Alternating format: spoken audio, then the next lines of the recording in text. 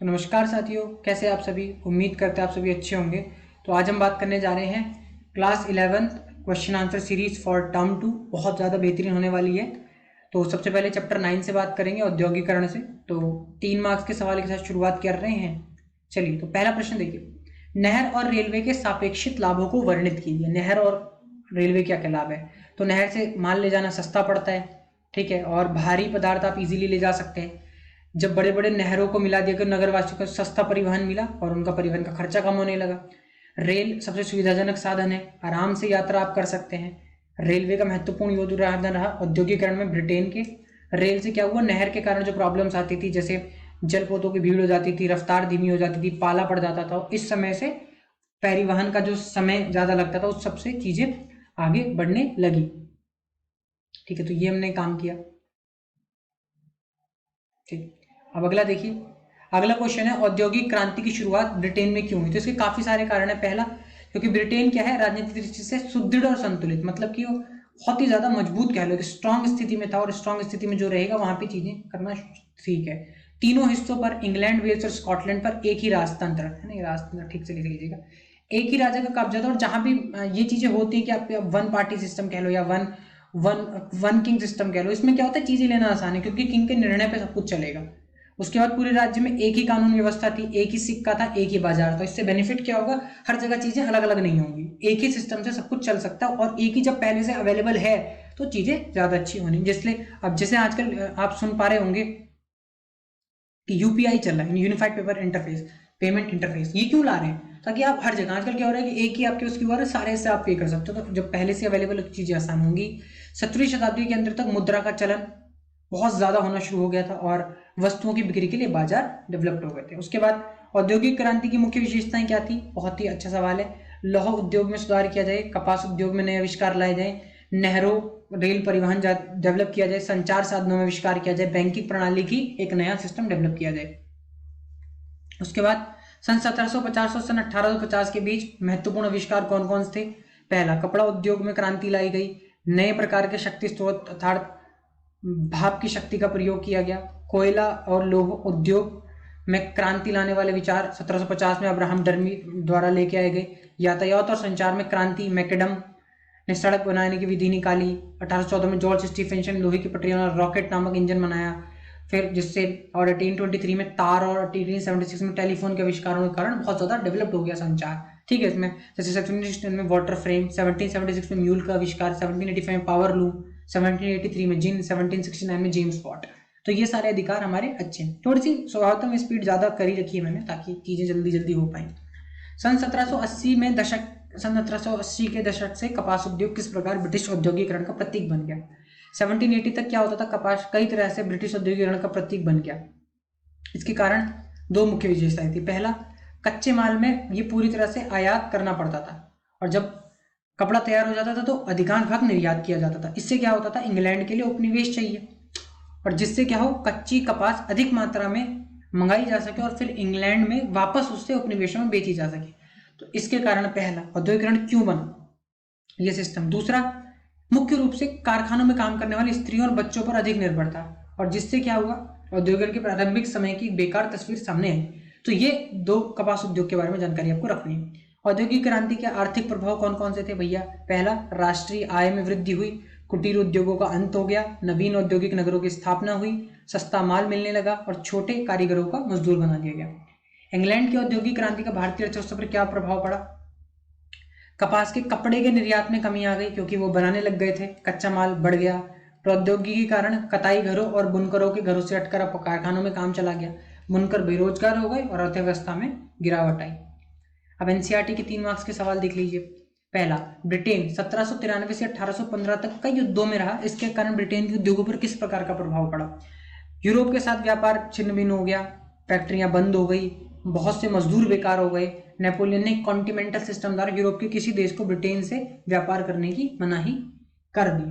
ठीक है, तो इसका कारण, इस कारण से क्या हुआ, बहुत ही ज्यादा प्रभाव पड़ा उसके व्यापार पर।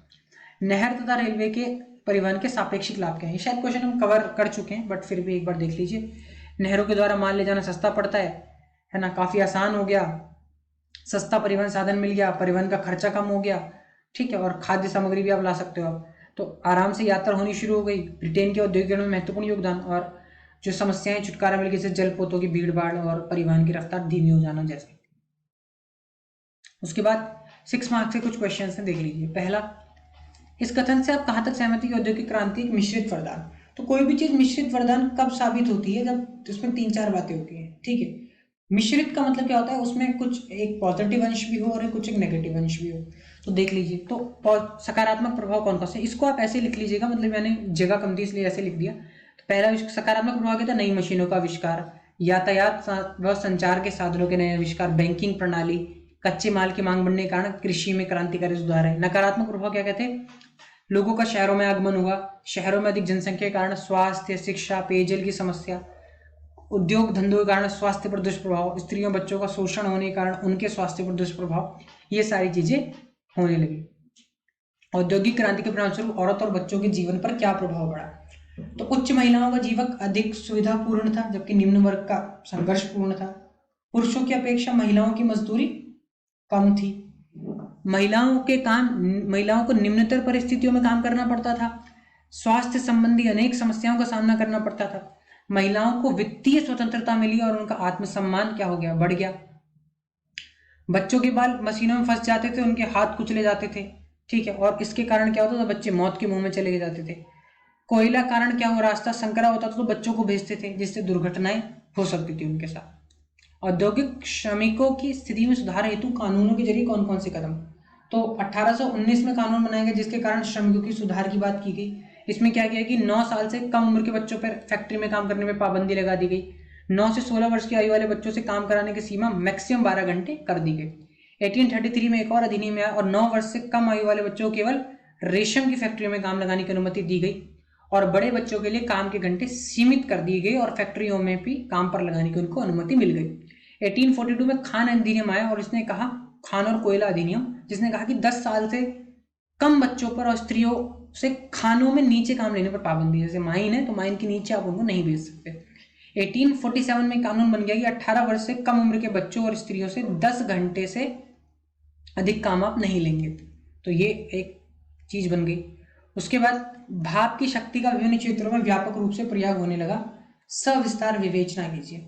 तो भाप क्या कर सकता था, अत्यधिक शक्ति उत्पन्न कर सकता था, तो इससे क्या हुआ, बड़े पैमाने पर निर्णायक सिद्ध हुआ। और इसके कारण क्या हुआ कि भाप के उच्च तापमानों पर आप प्रेशर दे सकता है, तो इसके कारण क्या हुआ, मशीनें चलाई जा सकती थी। और भाप की शक्ति अकेले ऐसा ऊर्जा का स्रोत था जो मशीनरी बनाने के लिए आप काम में ले सकते हैं। भाप की शक्ति का प्रयोग जो खान उद्योग में किया गया, और थॉमस कैवरी ने माइनर्स फ्रेंड नामक एक क्या बनाया, इंजन बनाया भाप के इंजन का, जिससे खानों से भारी पानी बाहर निकाला जा सके। 1712 में थॉमस न्यूकॉमन ने इसे विकसित किया। 1769 में जेम्स वॉट ने अपने मशीन के आविष्कार में भाप के इंजन को साधारण मशीन की बजाय एक प्राइम मूवर के रूप में काम करवाया। और 18वीं सेंचुरी के अंत तक वॉट के भाप इंजन ने द्रव चालित यानी पानी से, लिक्विड से चलने वाली शक्ति का स्थान लेना शुरू कर दिया। तो एनसीईआरटी बेस्ड कुछ क्वेश्चंस देख लेते हैं। पहला, इस अवधि में किए गए आविष्कारों की दिलचस्प विशेषताएं कौन कौन सी थी। तो पहला, ये मतलब कि इसके लिए वैज्ञानिकों ने नहीं, बहुत साधारण लोगों ने काम किया इसके लिए। ब्रिटेन सबसे आगे रहा, वाणिज्यवाद और उपनिवेशवाद को जन्म दिया। इन आविष्कारों के कारण भौगोलिक खोज और अंतर्राष्ट्रीय व्यापार को बढ़ावा दिया गया। इन आविष्कारों के कारण अनेक उद्योगों, लोहा और इस्पात उद्योग को प्रोत्साहन मिला, काफी ज्यादा डेवलपमेंट उनका हुआ।